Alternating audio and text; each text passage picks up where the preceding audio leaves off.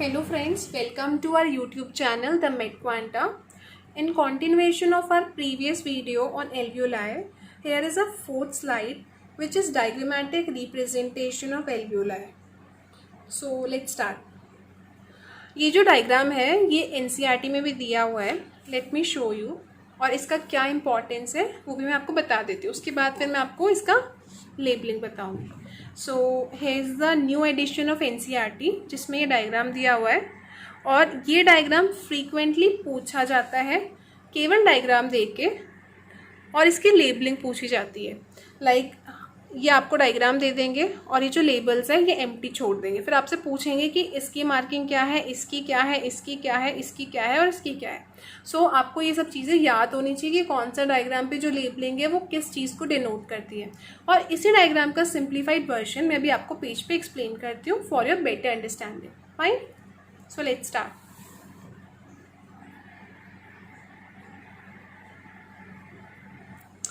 चलो, तो यहाँ पे मैंने एक रफ आउटलाइन ड्रॉ करी है डिफ्यूजन मेम्ब्रेन या रेस्पिरेटरी मेम्ब्रेन की. अब अपन इसको डिटेल में एक्सप्लेन करते हैं, समझते हैं कि एल्वियोलाई में कौन कौन से तो सेल्स होते हैं, कौन से मैक्रोफेजेस होते हैं, कैसी ब्लड सप्लाई होती है, और जो डिफ्यूजन मेम्ब्रेन या जो रेस्पिरेटरी मेम्ब्रेन होती है वो कौन सी 3 लेयर से मिलके बनती है. ठीक है, तो रेस्पिरेटरी मेम्ब्रेन या डिफ्यूजन मेम्ब्रेन बनती है 3 लेयर से मिलके. अब वो 3 लेयर्स कौन सी है, चलो लेट्स डिस्कवर. पहले मैं डायग्राम कंप्लीट करती हूँ ताकि आपको चीज़ें और समझ में आए कि मैंने इसमें डिस्प्ले क्या करना चाह रही हूँ मैं.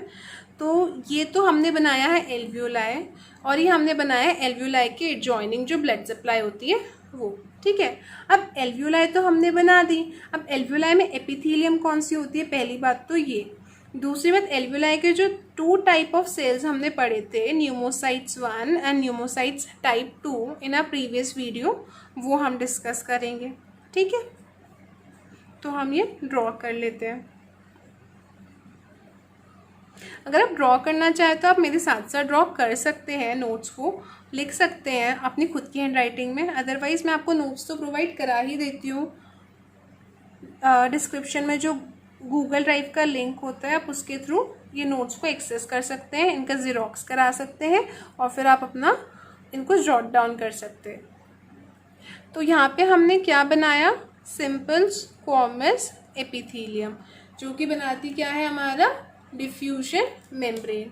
ठीक है, अब यहाँ पे हम एक दूसरे टाइप के सेल्स भी बनाएंगे. आप पूछेंगे दूसरे टाइप के सेल्स कौन से हैं, अभी बताते हैं आपको कौन से हैं.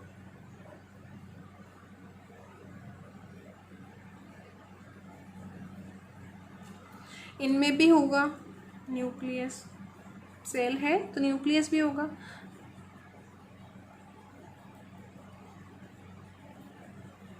फाइन, अब हम इनका लेबलिंग करते हैं. ये हमारा जो ब्लड कैपिलरी ऑलरेडी बना हुआ है, इसमें बस ब्लड फ्लो होगा, उसको हम डिनोट कर देते हैं through this dash dash dash line. Stream line flow है. ठीक है, अब क्या होता है कि जो हम ऑक्सीजन इनहेल करते हैं और जो CO2 रिलीज करते हैं उसका फ्लो कुछ ऐसे होता है, लाइक दिस. ऑक्सीजन आ रही है और CO2 बाहर जा रही है.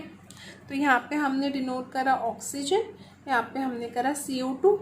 हमने जो इनहेल करा था उसमें से हमें ऑक्सीजन मिली और CO2 हमने एक्सहेल कर दी. फाइन, अब यहाँ पे जो ब्लड है ये तो ये जो इंटरसेक्शन है ये तो at the level of lungs जो एक्सचेंज हो रहा है. ठीक है, जैसे ये एल्वियोलाई है, एल्वियोलाई से रेस्पिरेटरी ब्रोंक्यूल में जाएगी, रेस्पिरेटरी ब्रोंक्यूल से ये कंडक्टिंग जोन में जाएगी, कंडक्टिंग जोन से ये एक्सटर्नल नॉस्ट्रल्स तक जाएगी और फिर बाहर एनवायरनमेंट में चली जाएगी. ठीक है, अब ये जो ऑक्सीजन एल्वियोलाई में एंटर करती है ये इस एल्वियोलाई से डिफ्यूज करती है कहाँ पे, इधर जो ब्लड कैपिलरीज है ना, वो ब्लड कैपिलरीज में ये जो ऑक्सीजन यहाँ पे आया था ये ब्लड कैपिलरीज में डिफ्यूज करता है. ठीक है, और जो ब्लड कैपिलरीज जो कार्बन डाइऑक्साइड लेके आ रही थी बाकी ऑर्गन से, हमारे पूरे बॉडी से, वो कार्बन डाइऑक्साइड एल्वियोलाई में रिलीज़ कर देती है, और ये कार्बन डाइऑक्साइड फिर एल्वियोलाई के थ्रू, और जो मैंने भी आपको 2 मिनट पहले जो सारा पाथवे बताया उसके थ्रू वापस एनवायरनमेंट में रिलीज़ हो जाती है। ठीक है, अब हम इनकी नेमिंग करते हैं। इस सब में एक इम्पॉर्टेंट सेल और होता है जो हमने बोला था कि on the surface of alveoli होता है, इसको हम क्या बोलते हैं, डस्ट सेल। और डस्ट सेल क्या होते हैं, मैक्रोफेजेस ऑफ एल्वियोलाई। ठीक है, so these are the alveolar macrophages.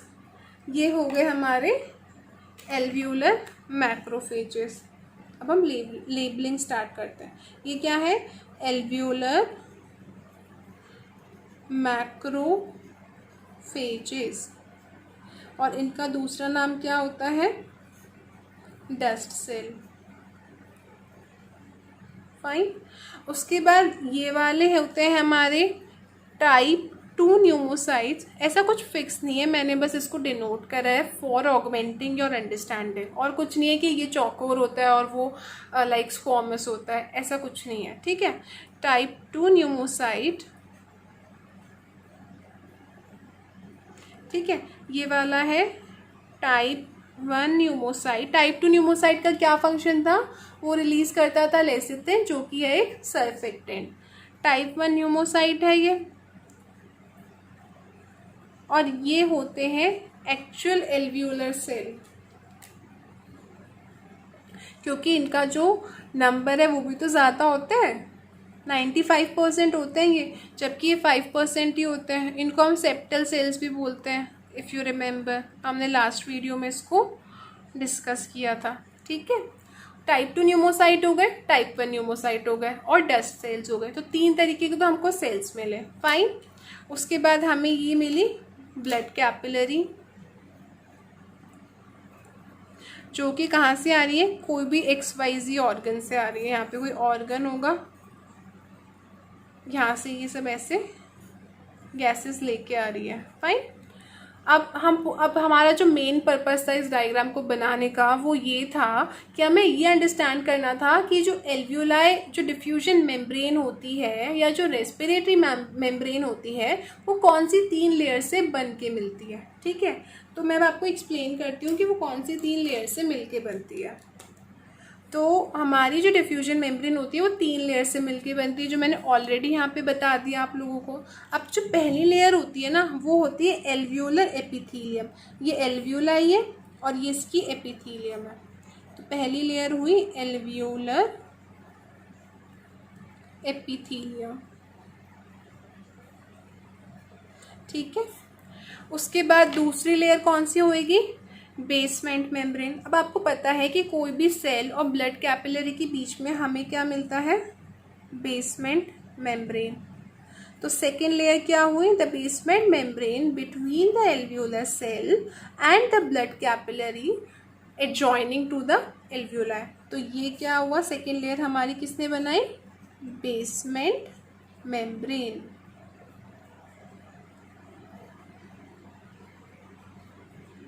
Fine. Now तीसरी लेयर किसने बनाई, जो थर्ड लेयर होती है वो बनाती है हमारी जो ब्लड कैपिलरी होती है। वो कैपिलरी की एंडोथीलियम होगी ना, जो एपिथीलियम होती है कैपिलरी की उसको हम क्या बोलते हैं, एंडोथीलियम। तो कैपिलरी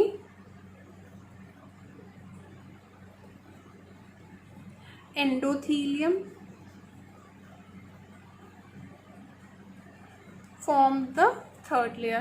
तो ये हमारी 1 + 2 + 3 करके हमारा क्या बनाया, डिफ्यूजन मेम्ब्रेन या फिर रेस्पिरेटरी मेम्ब्रेन।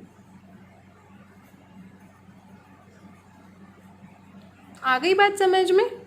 आई होप आपको ये डायग्राम समझ में आ गया होगा। गंदा कर दिया है मैंने, मुझे पता है, पर मैं इसका अच्छा जो वर्जन है वो आपको गूगल ड्राइव के लिंक पे मैंने नीचे डिस्क्रिप्शन में डाल दिया है। ठीक है, एक बार ब्रीफ कर लेते हैं। हमने अभी तक जो पढ़ा, हमने ये पढ़ा कि हमारा जो रेस्पिरेटरी या फिर डिफ्यूजन मेम्ब्रेन होती है वो बनती है तीन लेयर से। पहली लेयर होती है एल्वियोलर एपिथेलियम,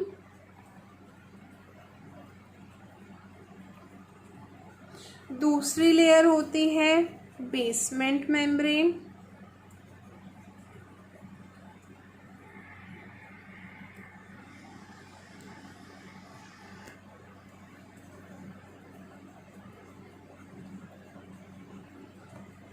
और तीसरी लेयर होती है हमारी कैपिलरी एंडोथीलियम। ठीक है, आई होप आपको ये तीनों चीज़ें बात समझ में आ गई है, और ये इम्पॉर्टेंट है क्योंकि मैंने अभी आपको थोड़ी देर पहले ही बताया था कि एनसीईआरटी में इसका डायग्राम दिया हुआ है। चलो इसका भी एक रिव्यू ले लेते हैं फटाफट से। ये देखो, ये बेसमेंट मेम्ब्रेन है जो मैंने आपको बताया, ये रेड ब्लड सेल्स है, एंडोथीलियम है कैपिलरी की, ये ब्लड कैपिलरी है, दीज आर एल्वियोलर वॉल जो कि वन सेल्ड थिक होते हैं, और ये एयर का पैसेज है कि कौन सी जो गैस है वो अंदर आ रही है और कौन सी गैस बाहर जा रही है। So it's a diagrammatic section of alveolus with a pulmonary capillary, जो कि एक इम्पॉर्टेंट डायग्राम है from the point of view of labelling, और पूछा जाता है। ठीक है, तो एक बार इसको व्यू कर लेना, देख लेना, इम्पॉर्टेंट है। फाइन, अब एक बार हम देख लेते हैं कि एल्वियोलाई के बारे में क्या दिया हुआ है एनसीईआरटी में, ताकि हमारा एनसीईआरटी भी साथ साथ में कंप्लीट हो जाए।